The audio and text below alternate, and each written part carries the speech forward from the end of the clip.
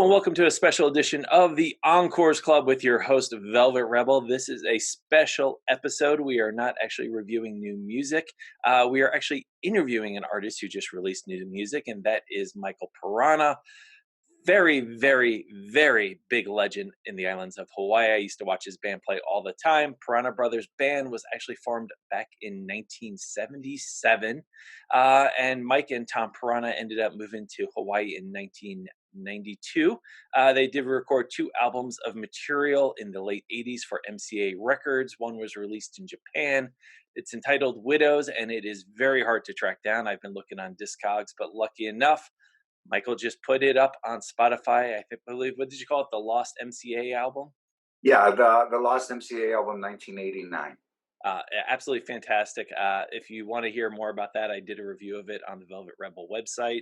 The Piranha Brothers over the years have played shows with everyone from War to Ozzy Osbourne, Toto, Bo Diddley, The Knacks, Smashing Pumpkins, Cheap Trick, Jefferson Starship, Rick Springfield, and others. And in 2000, Michael Piranha won a Hawaiian Music Award for Best Rock Album with his solo album, Silhouette Artist.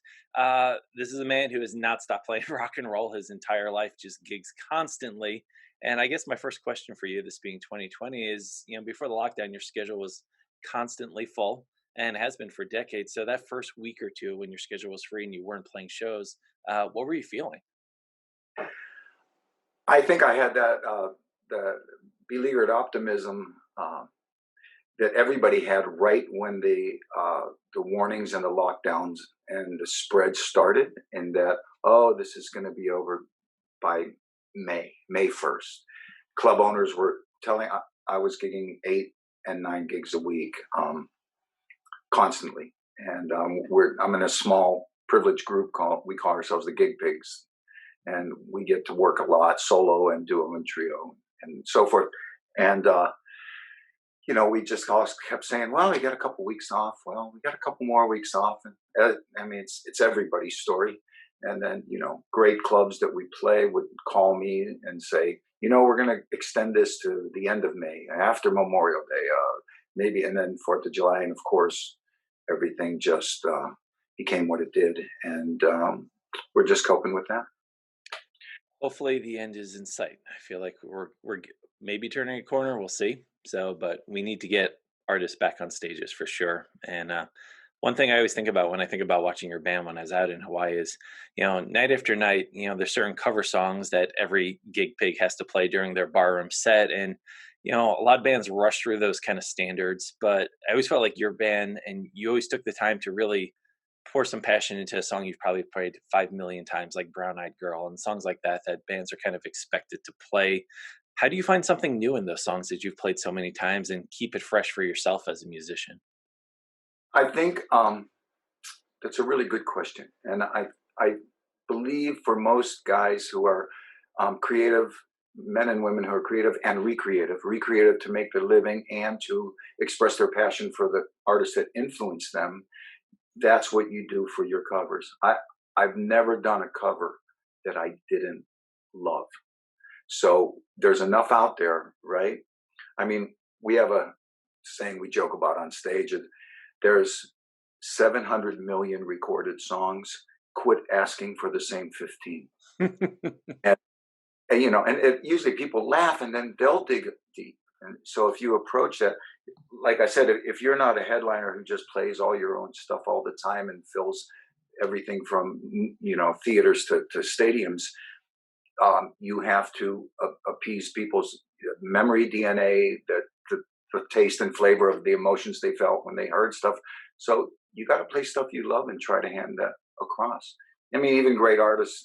Even Bruce covers, Little Richard and Dion and whoever he wants. So that's what you do. You keep the electricity going through the circuit.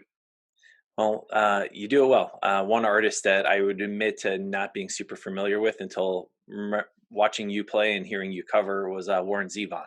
And now I have several Zevon albums, and that's an artist I've really gotten into. So when someone does a cover song that really inspires you to go find that artist and discover them, that's something great. So thank you for that.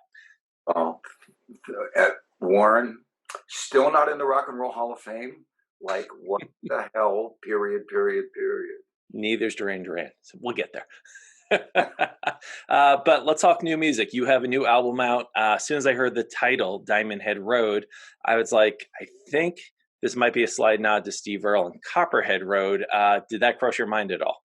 Yeah, Diana and I both spoke of it because she's my partner in production and creativity, and she's my sounding board because she's got a mind like a steel trap. And this is my wife, for those of you that don't, besides Jason and me, who might not know who Diana is.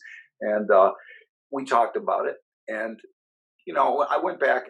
Here's what I did. I got my phone up and I put albums and songs that end in road. And you wouldn't believe the list. I mean, Tobacco Road, Abbey Road, Diamond Head Road, the in the middle of the road, Pretenders, Road. It's everywhere, right? But I think it's because of the head in Diamond Head and the head in Copperhead. I'll get that comparison, but I don't mind it because it's one of my 10 island albums. So if that's an homage to Steve Earle. Nice. And talking about the title song, Diamond Head Road, I know the world is a little different. I don't even know if singles get released like they used to, but right out of the gate, I was like, okay, that's going to be the hit single of the album. Absolutely incredible vibe to it. And you have a very special guest on that song, don't you? Yes, I have my dear friend and the immortal Hawaiian singer, Johnny Cruz. Nice. If you haven't heard it yet, here is a little clip of Diamond Head Road by Michael Piranha. When it all got heavy, she wouldn't worry the load. She put a key in her pocket. She took it up Diamond Head Road. She ran like a river, she ran like the wind. She ran like a devil with a saint closing in. Yeah, girl, run for salvation, run from your sins. Take it up, Diamond Head Road. So back here at the Encores Club with Michael Piranha, that was a little taste of the new album Diamond Head Road with the lead song Diamond Head Road. For me, listening to this album, there's quite a few songs that are clearly autobiographical. I was actually reminded a few times of the Veed and Fleece album by Van Morrison in that regard. There's one song especially to me that really struck a chord that I feel like is very personal to you, and that was Victoria. Talks about a trip you took up to BC. Sounds like you found someone or something special up there. Can you talk about that? Yeah, I actually found that someone and something special right here playing at the Hilton on a regular gig at the Hilton Tropics, which is a wonderful outdoor venue that was featuring live music 14 times a week. And I met a young woman named Diana, and she was here to run the Honolulu Marathon in, I believe, 2011. And we hit it off and we hung out a little bit. And then she had to go away. She went back to Victoria, BC. And I found that she had a twin sister.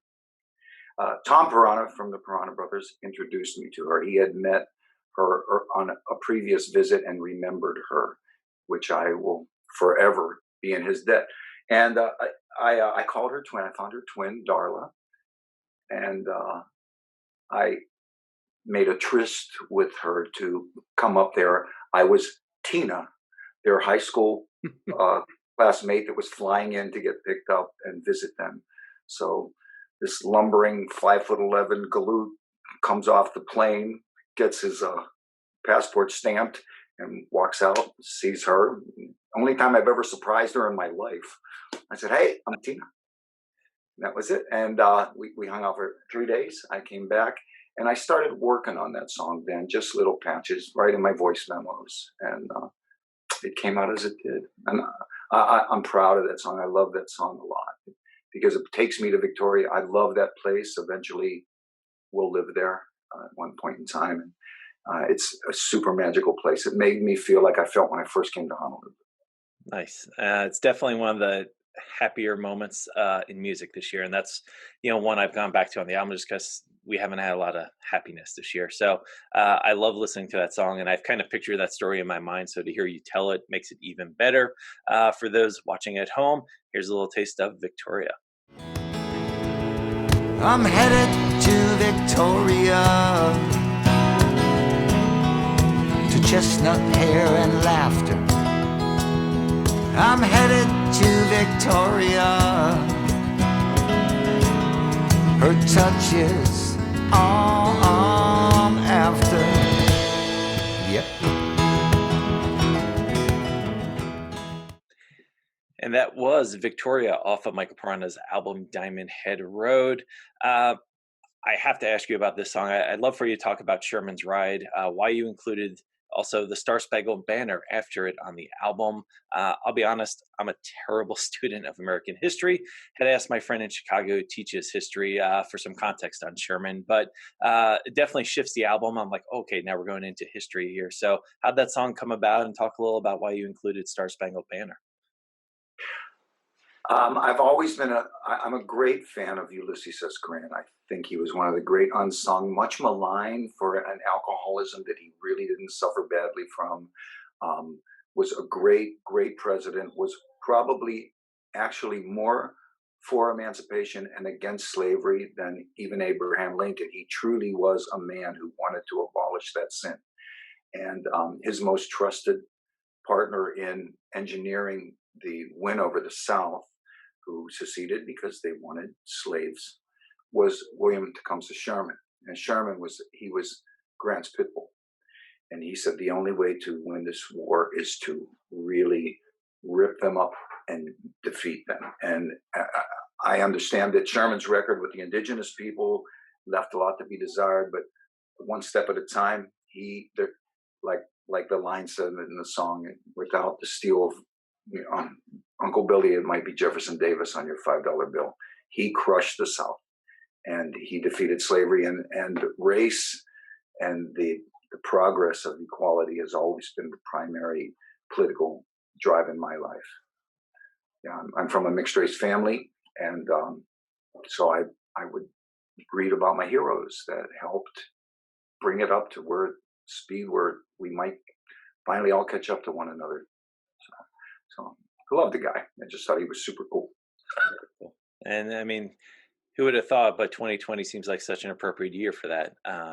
Again, at the head of the news with Black Lives Matter, and hopefully we have a change coming in 2021. So I certainly we'll get there. And as an addendum to that, when I finished writing that song, I discussed this with Diana as well, and I said, I'm a patriot, and I hate when people say if you vote for one party or another, you're not a patriot, because I believe there's patriots everywhere. And I love the Star Spangled Banner, even though that's kind of an emo version on there. I like that version, though. It's different. Yeah. I got a phone call from a good friend who, I'm a huge Cubs fan, being a Chicago boy, and I got a phone call a while back from a guy that said, front office I may be able to get you to sing the banner if you come to Chicago. So that never happened. But I said, well, if I'm going to sing it, I want to play guitar. And so I kind of wrote that version. Then after I wrote Sherman, I thought, I want to follow that with this. It's just kind of, it had a theme. And it's such a beautiful song. And we have to remember it right now, right? Yeah. Because being challenged, our system's being challenged. Yeah, and if there's anything and one thing that's really bothering me this year is how many people are like, stop with the politics and just play music. But to me, the entire spirit of rock and roll is based on standing up for what is right and being inclusive and bringing people who don't have a voice to the front of the stage to have them have a voice. So to me, it always seems disingenuous when people say they're rock and roll fans and then they're like, but keep your politics out of it. I mean, that's the whole point. I wonder if somebody said that to Woody Guthrie when he painted "This Machine Kills Fascists" Yeah. in 1930. So. It's funny. I was covering a band about a year and a half ago, and a young band called Swimmers, and they actually had that on their acoustic guitar. And I feel like the crowd, it was mostly 14-year-old girls.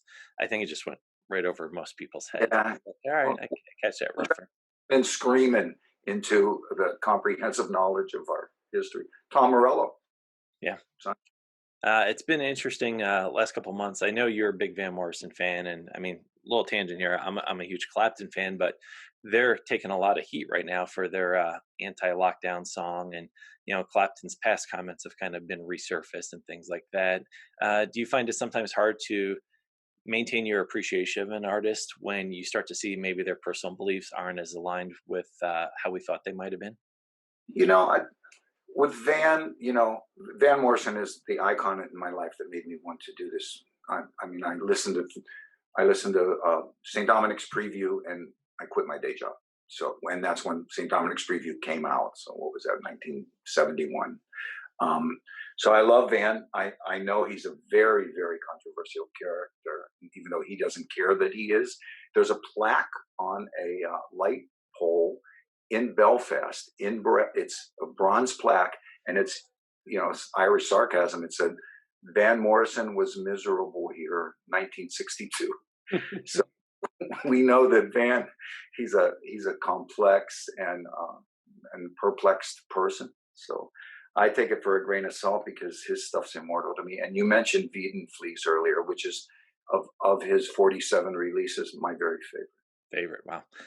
Very, I had it in my hands on vinyl, and I don't currently, and I need to rectify that because that's just such a classic. it So, is. You can uh, hunt it down on eBay. You can find it. oh yeah, I'll just have to slip it through the front door when no one's looking. So we've talked history, and I want to give everyone a chance to hear this. Just absolute amazing production on this. Take a listen to Sherman's Ride. God save us from the hell of war. Can't even remember what we're fighting for. As long as he sees it a fit to ride, gonna fight right by Sherman's side. That was Sherman's Ride off of Michael Piranha's album Diamond Head Road, and definitely my favorite song about the Civil War, released in 2020. What were some of the challenges of writing and recording an album during this pandemic? Were any songs in particular especially challenging? Well, a lot of I barely had any musicians in the studio with me. There were a handful, but everybody was dropping. Pro Tools is a great invention, and everybody was dropping their stuff over Nuendo and Pro Tools. And they were guys that I've worked with. All of them were guys that I've worked with and trusted. And they would send me stuff, and I'd go, nope, yep, nope, yep. And it kind of fell in. A couple, like when Johnny sang the duet with me on Diamond Head Road, when Johnny Cruz sang, he showed up. He flew in from Maui. There was three of us masked up. We had to do everything right and tight in order to respect the standards that we're preaching to everybody else. So it made it easy. I mean, the album was mixed by Gary Lux, who is tremendous, a lifelong friend of mine who rose up in the industry. And I didn't speak to him for 30 years. And by then he had mixed 4 Manhattan Transfer albums, 2 Aaron Neville albums, a Sting album. He worked on Dangerous, the Michael Jackson album. He came up engineering through that era, and he's a master engineer now and mixer. So he did everything. Gary's head's been this big in the last 8 months I've been dealing with him because about the size of your head now. I've never, yeah, we just dropped the stems, boom. It's wonderful. It's impressive that you say that, because as I listen to this album, to me, it sounds like you're all in the room together. You can Yes. hear that connection, and maybe it's because you've played together. But the band just sounds like a killer type band, song to song. It doesn't sound like bring in a few musicians for this. It just sounds like this is a band. It's like your own personal E Street band. When this is all over, is there any thought of maybe get everyone together and play a few album release jam? I'm going to assemble who's ever here. I'm going to assemble to work this album here, present this album in its entirety, hopefully on venues here in Hawaii.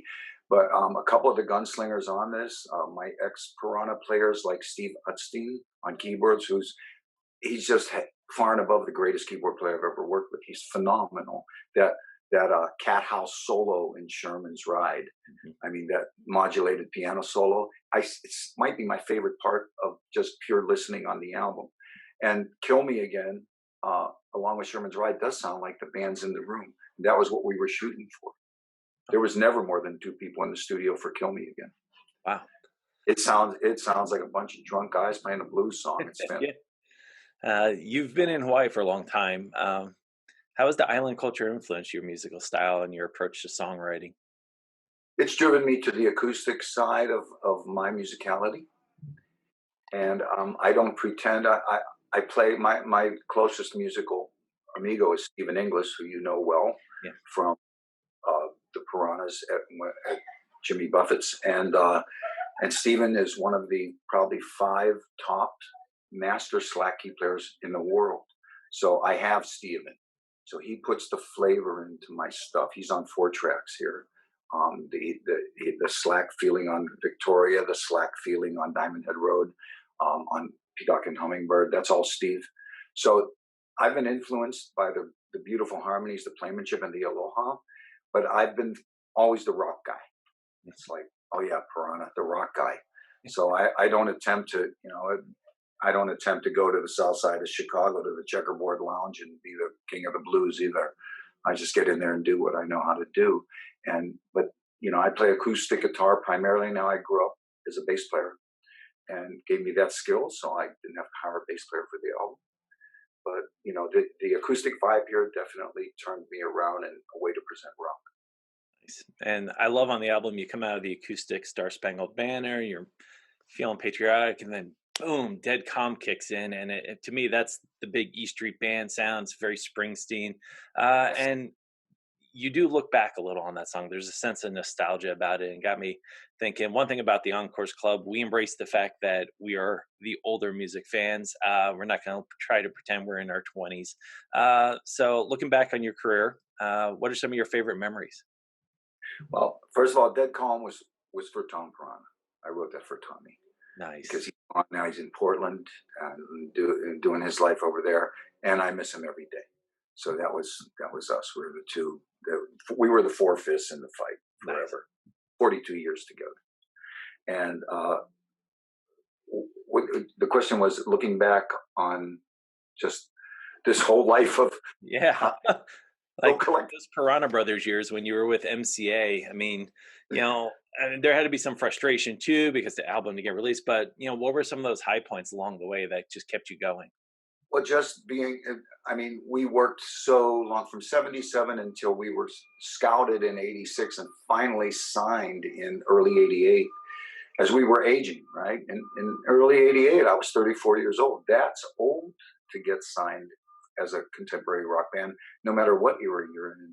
So we were all in our mid 30s by the time, we got signed up. I loved the celebration of getting signed.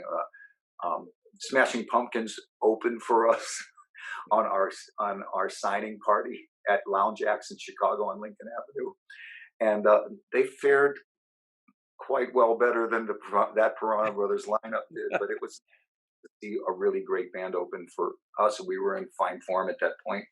All that was really exciting. When we were signed to MCA, we all we did was record and record and record for a year, and we were on a stipend of 2,000 a month for five guys total, not 2,000 per guy. 2,000 a month for five guys. So everybody was doing odd jobs, doing what they could do, and we were recording and recording and recording, and it went nowhere with MCA. Eventually, they released all the material back to me, and they earned the nickname the MCA, the Music Cemetery of America. That's what musicians used to call them, because if you were a rock band and you were signed with them, unless you were Petty or one or two other bands, the country side of MCA got all the push. So we didn't know about these inner politics. We were just cracking beers and recording. It was fun. It was great. And we ended up with the Piranha Brothers Lost MCA album. There's another album I have in the book and vaults here. It's 10 more songs from those sessions, which are actually the better songs to me. Okay. So that was fun. And we toured. We got to open, like you said. We opened for Elvin Bishop, Ozzy, War, Toto, um, a ton of other bands, and they all treated us great. They were wonderful. They liked what we played. Neville Brothers. It's been a great experience, even being an opener. And in Hawaii, as you know, the aloha here is strong. So when you open, you don't get booed off stage. Now in Chicago, Chicago, we got good at ducking because the opening acts are sacrificial lambs, pretty much, even to today. So Nice. Well, that's, I mean, it's we bumped into really cool people. I don't have a lot of bad memories at all. Got a little hungry during the MCA years, but hey, I filled out nicely. very much so. Well, I want to thank you for joining us on Encores Club. You're actually our first artist interview, so we'll have this up in the next few days, and we're looking forward to doing more. If you're at home, check it out. Michael Piranha, Diamond Head Road. Where can they get the album? There it is, right over my shoulder. It's streaming on any of the TuneCore systems, so that would be Apple, iTunes, Spotify, Amazon Music. It's supposed to be up on YouTube Music. It is not yet, but it will be. It's supposed to be on Pandora, and we're not seeing it yet. We have to deal with the TuneCore people. Shazam, TikTok, you can grab it, all that stuff. The vinyl will be out in mid-January, and I will have hard copy CDs and be marketing them online and in record stores here. There's still a couple of record stores in late December. Late December. That's it. Cool. The story. Otherwise, beats the hell out of me what I'm going to do with this. What do you do with an album right now? Enjoy So it. until you can order a physical copy, make sure you stream it. If we can get up to 1 million streams, I think Spotify sends the artist a $10 gift card to Starbucks or something. The payouts are not great. Those brownies. Let's finish with one more song from the album. I know it's hard; they're like children, but as far as this album goes, is there a favorite child? I'm going to have to say the Peacock and the Hummingbird, and that's because it started the album very quickly. Diana's mother, Della, passed away very, very unexpectedly a year before I started the entire album work in March 2019, and it just flabbergasted us. She was on a plane to go see her mom, who had checked into a hospital to surprise her, and her mom sadly passed while the plane was in the air. And it was heartbreaking for the whole family. She has 5 siblings, and it just, it was a gut punch that took her a long time to get over, and she's a strong woman. So I wrote the song. Her mother's animal spirit was always the hummingbird, and the father's animal spirit was a peacock. So we call them Aumakua here in Hawaii. So it's all about the hummingbird meeting up with the peacock in the new afterlife. And she took it and played it at her mom's memorial service. So that started the album. And that's my, if I could call it something, it's the boxer. I could liken it to a great song, which I would hope it would be considered someday. It is. Well, thank you. We're going to go out with that today. Thank you again for tuning into the Encores Club. The amazing Michael Piranha, all the way from Hawaii. Thank you for joining us. Yeah, love you, Jason. Thank you. Everyone, enjoy this song. Take care. The wildcat, but a hummingbird did stay.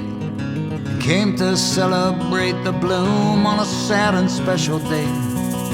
Beyond the range, a peacock stood and whispered to the hummingbird, "Come close to me, I'm ready now. The sunlight here is good."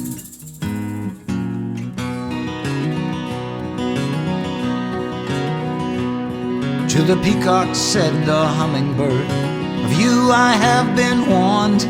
You navigate too recklessly. You're a desert storm, and I've gathered all my flowers to make this lovely bunch. And I have no intention to surrender to your hunch." But beyond the range, the peacock stood his ground and could be heard saying, "Come here to the hummingbird. The sunlight here is good. The sunlight here is good."